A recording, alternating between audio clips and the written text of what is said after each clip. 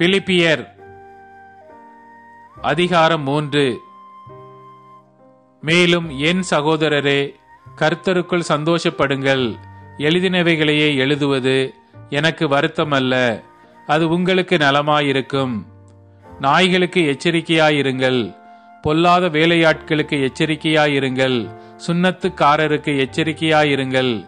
ஏனெனில் மாம்சத்தின் மேல் நம்பிக்கையாயிராமல் ஆவியினாலே தேவனுக்கு ஆராதனை செய்து கிறிஸ்து இயேசுவுக்குள் மேன்மை பாராட்டுகிற நாமே விருத்த சேதனமுள்ளவர்கள். மாம்சத்தின் மேல் நம்பிக்கை வைக்க வேண்டுமானால் நானும் வைக்கலாம். வேறொருவன் மாம்சத்தின் மேல் நம்பிக்கையாயிருக்க நினைத்தால் நான் அதிகமாய் அப்படி செய்யலாம். நான் 8ஆம் நாளில் விருத்த சேதனம் அடைந்தவன்.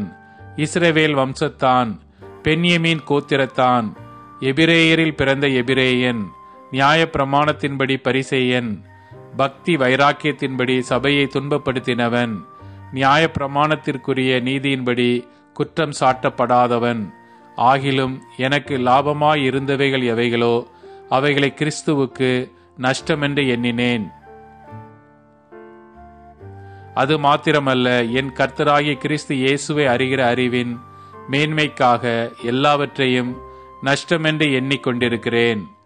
நான் கிறிஸ்துவை ஆதாயப்படுத்திக் கொள்ளும்படிக்கும் நியாய பிரமாணத்தினால் வருகிற சுய நீதியை உடையவனாயிராமல் கிறிஸ்துவை பற்றும் விசுவாசத்தினால் வருகிறதும் விசுவாசம் மூலமாய் தேவனால் உண்டாயிருக்கிறதுமான நீதியை உடையவனாயிருந்து கிறிஸ்துவுக்குள் இருக்கிறேன் என்று காணப்படும்படிக்கும் இப்படி நான் அவரையும் அவருடைய உயிர்த்தெழுதலின் வல்லமையையும் அவருடைய பாடுகளின் பாக்கியத்தையும் அறிகிறதற்கும் அவருடைய மரணத்திற்கொப்பான மரணத்திற்குள்ளாகி எப்படியாயினும் நான் மரித்தோரிலிருந்து உயிரோடு எழுந்திருப்பதற்கு தகுதியாகும்படிக்கும் அவருக்காக எல்லாவற்றையும் நஷ்டமென்று விட்டேன், குப்பையுமாக எண்ணுகிறேன். நான் அடைந்தாயிற்று அல்லது முற்றிலும் தேறினவன் ஆனேன் என்று எண்ணாமல் கிறிஸ்து இயேசுவினால் நான் எதற்காக பிடிக்கப்பட்டேனோ அதை நான் பிடித்து கொள்ளும்படி ஆசையாய் தொடர்கிறேன். சகோதரரே, அதை பிடித்து கொண்டேன் என்று நான் எண்ணுகிறதில்லை. ஒன்று செய்கிறேன், பின்னானவைகளை மறைந்து முன்னானவைகளை நாடி கிறிஸ்து இயேசுவுக்குள் தேவன் அழைத்த பரம அழைப்பின் பந்தய பொருளுக்காக இலக்கை நோக்கி தொடருகிறேன். ஆகையால் நம்மில் தேறினவர்கள் யாவரும் இந்த சிந்தையாயிருக்க கடவோம். எந்த காரியத்திலாவது நீங்கள் வேறே சிந்தையாயிருந்தால் அதையும் தேவன் உங்களுக்கு வெளிப்படுத்துவார். ஆகிலும் நாம் எதுவரையில் தேறி இருக்கிறோமோ அது முதல் ஒரே ஒழுங்காய் நடந்து கொண்டு ஒரே சிந்தையாயிருப்போமாக. சகோதரரே, நீங்கள் என்னோட கூட பின்பற்றுகிறவர்களாகி நாங்கள் உங்களுக்கு வழி காட்டுகிறபடி நடக்கிறவர்களை மாதிரியாக நோக்குங்கள். ஏனெனில் அநேகர் வேறு விதமாய் நடக்கிறார்கள்.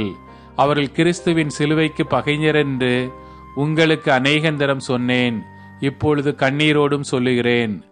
அவர்களுடைய முடிவு அழிவு, அவர்களுடைய தேவன் வயிறு, அவருடைய மகிமை அவருடைய இலைச்சையே.